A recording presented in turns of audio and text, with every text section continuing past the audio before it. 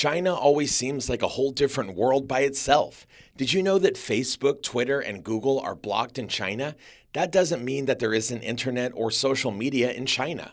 On the contrary, they have one of the biggest social media companies in the world, and it's called Tencent. In this video, we are going to explore Tencent and the man behind it. Before we go on, show us support by liking this video and sharing it with your friends. And if you like this content, go ahead and subscribe to get more videos about finance and technology. Ma Huateng, better known as Pony Ma, is one of the world's wealthiest individuals. He is the founder of Tencent, a Chinese technology and entertainment company, best known for its messaging app WeChat and the game PlayerUnknown's Battlegrounds, or PUBG. We don't exaggerate when we say Tencent is like a combination of Facebook, Nintendo, Shopify, Netflix, Spotify, Slack, and PayPal in China. So, what's the story of Tencent and how did it come about? Once upon a time, a young man called Ma Huateng was born in Dongfang, Hainan, China in 1971. He is claimed to come from a humble family, as his father worked as a port manager in Shenzhen. Ma, which means horse, was a whiz when it came to math. He had high enough college entrance exam scores to attend any university in the country, but he chose to stay close to home and attend Shenzhen University. As part of his reform and opening strategy, Chinese President Deng Xiaoping established Shenzhen as a special economic zone in the late 1970s, and that played a role in shaping Ma's interest. Ma won student hacking competitions on a regular basis, and he pioneered the usage of graphical user interfaces in China before they became popular. Ma constructed a stock market analysis tool with a GUI as a side project while interning at one of China's largest IT businesses, and sold it to his boss for 50,000 Chinese yuan, or CNY, or nearly 3 years' salary. Ma began his career as a programmer at China Motion Telecom Development, a business recognized for designing software for pagers after graduating with a bachelor's degree in computer science from Shenzhen University. He used to take $176 every month, according to reports. Ma got a job with Shenzhen Wunshun Communications after leaving CM Mobile. He worked in the Internet Calling Services Research and Development Department there. On the other hand, Ma was living a double life in the early days of internet chat rooms. He became a member of the burgeoning FidoNet community, participating in and then hosting early internet bulletin board systems, where he met future billionaires such as Xiaomi's Lei Jun and NetEase's Ding Lei. In 1998, Ma quit his job and persuaded his friend Zhang Zidong to create a company with him, inspired by Lei's early success with NetEase, which is now worth $65 billion. They wanted to merge the internet and pagers, both of which were popular in China at the time, to create a mobile internet that would allow individuals to exchange email, news, and other information. They titled the company Tencent, which means galloping message. The word Tencent is Tencent's anglicized form. While Tencent was developing its pager-based internet, Ma became aware of ICQ, an Israeli internet communication tool and instant messenger competitor that was sold to AOL in 1998, and decided to create a Chinese version. He came up with the name OICQ and constructed the distribution and features needed to accommodate clients who didn't own computers, but increasingly used internet cafes to do so. Tencent dropped the internet pager in favor of OICQ. Every 3 months, the number of users increased. OICQ reached 1 million users after 9 months. However, this was before AWS or Tencent Cloud, and servers were prohibitively expensive. AOL also sued Tencent to have OICQ's name changed. They were short on cash, so Ma embarked on a 2-track strategy to either sell the company or raise funds. Tencent was forced to modify the name of its flagship product after AOL won its case. It went with QQ. In the year 2000, Ma Huateng sought help from Hong Kong's Pacific Century Cyberworks, or PCCW, and IDC, a U.S. investment business. They paid $2.2 million US for 40% of Tencent stock. At the time, the pager market was in decline.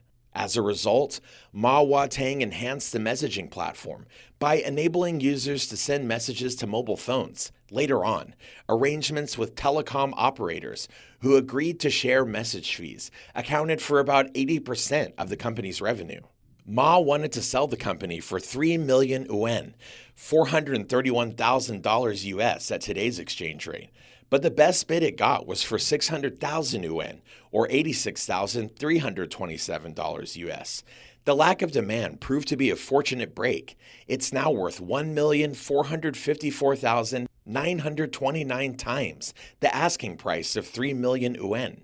Then, in 2001, Naspers, a South African company, actually stepped in the door and offered to invest $60 million. Tencent staff focused on commercialization now that Naspers' money was in the bank. A project manager found out about sayclub.com in 2002, a Korean firm that monetized by allowing users to create customized avatars. Tencent once again created its own version, QQ Show, and within 6 months, the product had 5 million monthly customers paying 5 yuan, about $1 US. Given that most Tencent products are versions of other apps, it raised a lot of questions, but it kept growing until Ma founded WeChat in 2011. It was a watershed event in his life. WeChat is China's most popular messaging app, trailing just WhatsApp and Messenger from Facebook. Many people believe that communicating in China is impossible without WeChat. WeChat, the company's primary product, has 1.2 billion users who spend more time on it every day than Americans do on all social media apps combined. WeChat is used to chat with friends, shop, read the news, book cabs, play games, pay for items in actual stores, and pretty much anything else that can be done on a phone is done on WeChat. Tencent hired Martin Lau, the Goldman Sachs investment banker who helped it go public after it completed its IPO.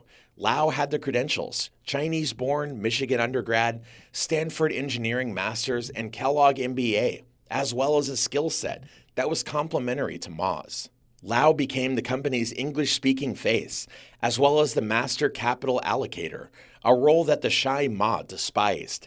As chief strategy officer, Lau's initial focus was on purchasing studios in order to expand the company's burgeoning games sector. Ma promoted him to president the next year. Tencent has also focused on competitive concerns to the portal sector, such as Microsoft's growing presence in China through MSN. To counter the threat, it bought rival Foxmail in 2005 and built QQ Mail.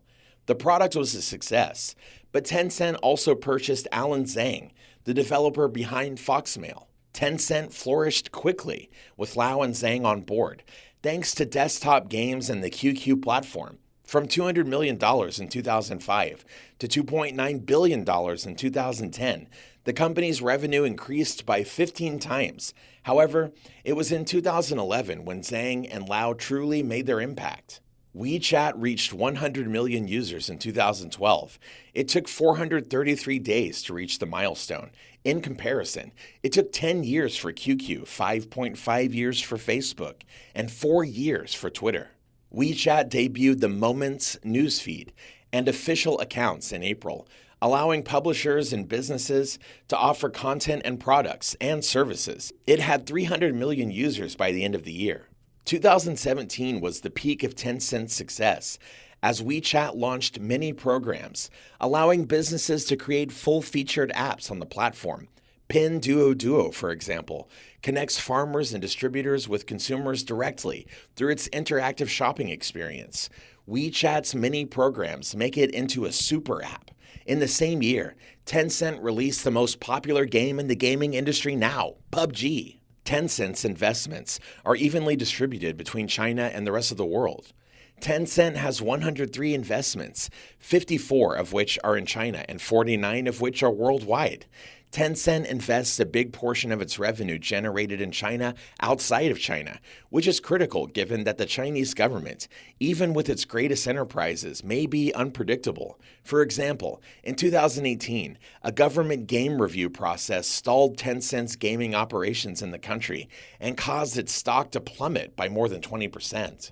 Tencent's top 10 investments include Names like Tesla, WeBank, China's largest digital bank, CLTD, Singaporean gaming, e-commerce, and payments firm that resembles Southeast Asia's Tencent, Julie Young on C. Bika, a Chinese Zillow that just went public in the United States last week and the largest Chinese IPO since early 2018, and Kuaishou, a TikTok competitor.